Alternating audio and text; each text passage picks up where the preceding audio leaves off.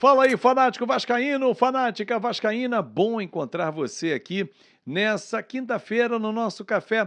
Chega deixando o seu like, mãozinha que está aqui embaixo, que é muito importante para o nosso canal, para que ele possa ser recomendado a muitos vascaínos. Estamos crescendo cada vez mais porque você acredita no nosso trabalho. Muito obrigado. Comenta aqui o que você espera desse jogo de sábado. Payet é dúvida, mas a tendência é começar no banco. Medel vai ser titular. Hugo Moura vai ser novidade entre os titulares também. Vamos debater isso. E eu convido você a ir até o final do vídeo, porque ontem surgiu um assunto levantado pelo Globo Esporte e dado o devido crédito, aliás, um grande abraço ao meu amigo Rafael Zarco, que fez uma matéria em que o associativo prevê um aumento na dívida do Vasco de 8 vezes o que estava indicado no último balanço. Você vai entender isso porque partiu de uma entrevista feita por nós aqui do canal Fanático Vascaíno, eu que fiz, com o então presidente Jorge Salgado em maio do ano passado. Mas veja o vídeo até o final para você poder entender. Bom, primeiro de tudo, abro esse vídeo na quinta-feira. Ontem fiz o café e uma crítica, na minha avaliação justa, ao presidente Pedrinho pela proibição, pela censura imposta ao Fernando Lima, o Zé Colmeia, que não pôde concluir a obra da sede náutica da Lagoa. A quarta-feira foi muito agitada, mas antes de falar de uma novidade, eu quero pedir desculpas ao diretor de patrimônio, o Will, que ontem quando a gente erra, a gente tem que pedir desculpas. E eu realmente, revendo o vídeo e conversando com algumas pessoas, eu usei um termo errado, o tal do Will. Will, peço desculpas a você aqui. Will, que sempre participou, inclusive, do grupo do Remas Imortal, mesmo antes de assumir a pasta de patrimônio do Vasco como executivo, e foi sempre um cara ativo. E não citei no vídeo ontem que ele não contribuiu. Citei nominalmente outras figuras políticas do Vasco. Mas aqui o meu pedido de desculpas, já que aqui eu fiz, né, o vídeo no nosso canal, da mesma forma o Will e os seus familiares que se sentiram ofendidos quando eu referi de forma equivocada o tal do Will. Desculpa, Williams. Bom, ontem a diretoria do Vasco, e aí parabéns pela hombridade, de ter enxergado que houve um erro, um excesso, que continua valendo, mas convidou o Zé Colmeia porque amanhã serão entregues alguns barcos, iniciativa do Zé Colmeia junto ao senador Carlos Portinho, que conseguiu viabilizar junto ao governo federal a aquisição de barcos para o Vasco da Gama, para que o Remo tenha condições de lutar em condições de igualdade com os seus adversários na Lagoa Rodrigo de Freitas. E amanhã, às 8 da manhã, as novas embarcações serão entregues e o Fernando Lima, o Zé Colmeia, está convidado e estará lá, representando todos os vascaínos que apostam na reforma da sede náutica. E quem sabe, nesse encontro, não consiga o presidente Pedrinho ter uma conversa com o Zé Colmeia, porque são duas pessoas que eu gosto e tenho certeza que vão se entender pelo bem do Vasco e retire essa proibição dele terminar as obras, porque isso foi uma facada no peito do torcedor vascaíno, mas que está em tempo de recuperar. E tenho certeza que são pessoas inteligentes e assim o farão.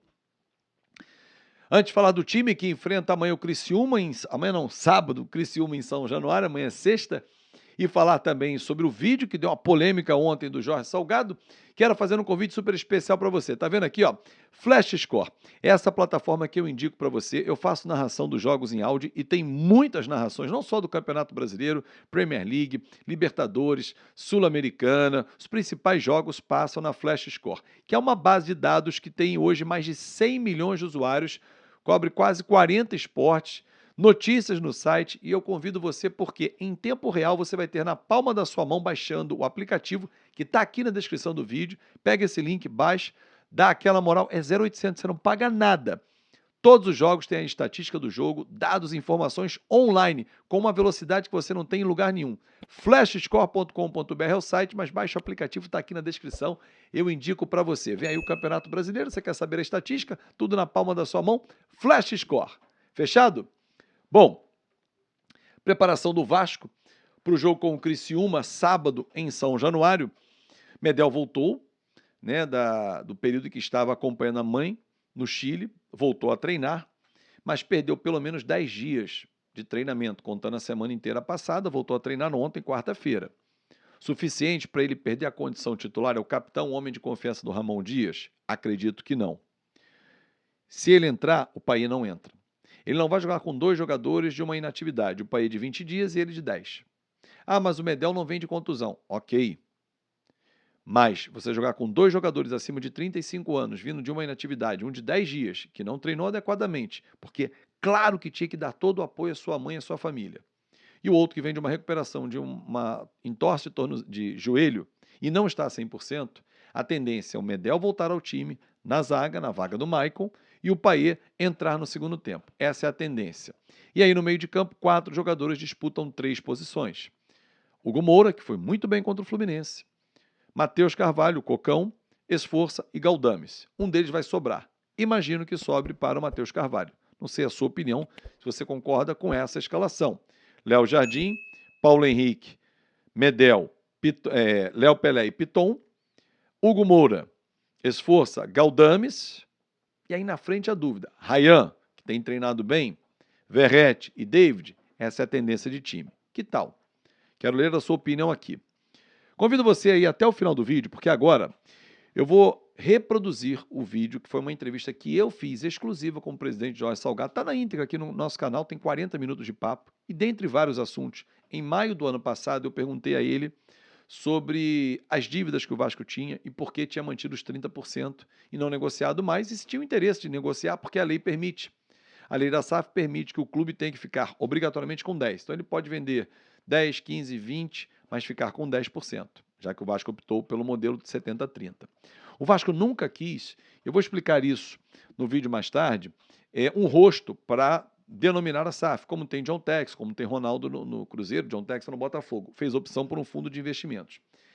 Mas ontem uma matéria produzida pelo Globo Esporte, através do grande Rafael Zarco, jornalista, muito obrigado pelo crédito dado, e não esperava nada diferente, pelo veículo e principalmente pelo profissional. Em entrevista dada ao canal Fanático Vascaíno, no ano passado, uma das últimas entrevistas, Jorge Salgado avisava que tinham dívidas ocultas. O que são dívidas ocultas para você poder entender, torcedor? Dívidas que ainda não estavam contabilizadas no balanço do Vasco, porque eram dívidas que não estavam transitadas, ou seja, não sabia se o Vasco ia ganhar, se o Vasco ia perder. Todo balanço, quando você faz, o departamento jurídico faz parte da montagem de um balanço, como o próximo que vai sair, você provisiona. Pô, o Vasco tem 10 ações trabalhistas, vamos dizer, que totalizam 200 milhões de reais se perder. Mas essa aqui, perde. Essa aqui, bem impossível de perder, é 30 milhões. Essa aqui de 10, não, essa aqui a gente ganha. Dificilmente perde, estamos todo embasado e tal, não vão perder. Essa aqui, pode ser. E aí você vai colocando valores. Então, nessa base do pode ser, improvável, possível, faz-se um cálculo. E eu queria entender, e hoje vou procurar as pessoas do associativo para que possam explicar, por que do balanço 2023, referente a 2022, para o de agora, um ano depois do balanço, as dívidas passaram para possíveis. O que era dívida de 25 milhões passou para 200 milhões. Mas o presidente disse que a margem dada na negociação com a 777 para que o associativo ficasse com 30% era, se precisasse vender 10, 15 ou os próprios 20%, que seria muito difícil acontecer isso, mas tinha um colchão, como ele chama, para poder fazer a negociação. Relembre o que ele falou em maio, com exclusividade para o nosso canal, tire a sua conclusão, mas esse assunto vai voltar mais à frente. Vamos fazer um vídeo explicando outros detalhes, porque haverá desdobramento. Um grande abraço, vai até o final e tamo junto.